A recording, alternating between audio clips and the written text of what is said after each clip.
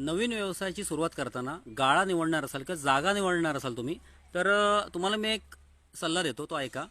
पहिली गोष्ट, साधारणतः महिनाभर विविध बाजारपेठ फिरायच्या की तुम्हाला जर बाजारपेठ फिक्स ठरलेलं असेल बाबा मला ह्या एरियातच व्यवसाय उघडायचा आहे, तर साधारणतः त्या एरियामध्ये आपण जे काम करणार आहोत की आपला जो व्यवसाय असणार आहे त्यातली दुकानं किती आहेत आणि आपण त्याच्यामध्ये वेगळेपणा काय करू शकतो ह्याचा पहिला अभ्यास करायचा. बरेच लोक, आता गंमत सांगतो, मला पण काही लोक भेटायला आलेले आहेत की दर 1.5 वर्षानंतर गाळा बदलायची वेळ येते. का तर साईडला कोणतरी सेम गाळावाला आला, उदाहरणार्थ मी वडापाव विकतो की मी मिसळ विकतोय, माझ्या शेजारच्या गाळ्यामध्ये कोणी मिसळवाला आला किंवा वडापाव विकणारा आला, माझ्यावर परिणाम होतोय, मी लगेच बदल करतो याच्यामध्ये. हे मला ते माझा लॉसला जाऊन मला बाहेर जावं लागतंय. आता बऱ्याच ठिकाणी हे बघायला मिळतं आपल्याला आणि काही आम्ही आखो देखा हाल आहे. बरेच लोक मला भेटायला पण आले होते, मुलं. आता आम्ही हे शेअर का करतोय, उद्या इन्व्हेस्टमेंट केल्यानंतर, आणि एक गोष्ट लक्षात ठेवायची, मी बोललो त्याप्रमाणे उद्घाटनाला आणि झॅकपॉकगिरीला जास्त खर्च करायचा नाही. पहिला धंदा चालू दे.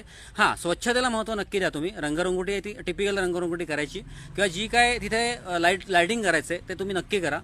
पण 3-3 लाखाचं POP, त्याच्यानंतर स्ट्रक्चरला त्या जवळजवळ 1.5-2 लाख खर्च हायफायगिरीला.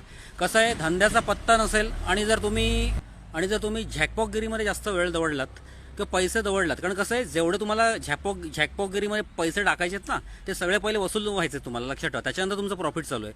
उदाहरणार्थ, जर तुम्ही POPला किंवा ह्याला त्याला जर खर्च किंवा ते उद्घाटनाला फुगे वगैरे लोक टाकतात, म्हणजे ते असं फुग्याची आरासे हे करतात, कसं आहे, 5-25 रुपये जातात. लक्षात ठेवा, जे घालवताना पैसे ते सगळे पैसे पहिले वसूल करायचे, त्याच्यानंतर तुमचं प्रॉफिट चालू आहे.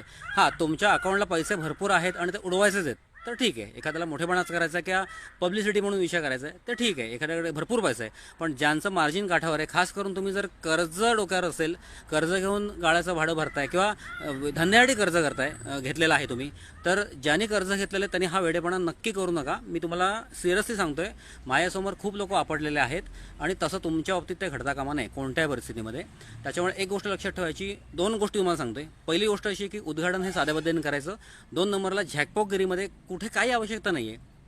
तुमच्या ताटातलं जे काय तुम्ही वाढताय ना डिशमध्ये, त्याला चव पाहिजे. ते जर टेस्टी असेल, विषय संपला. तुम्ही बाहेर झॅकपॉकगिरी करा, फक्त एक स्वच्छतेच्या बाबतीत 100% विषय करायचा. निदान टिपिकलची स्वच्छता असते तेवढं तरी निदान विषय पाहिजे. कारण मला काही भेटायला आलं होते जे लॉसला गेले होते.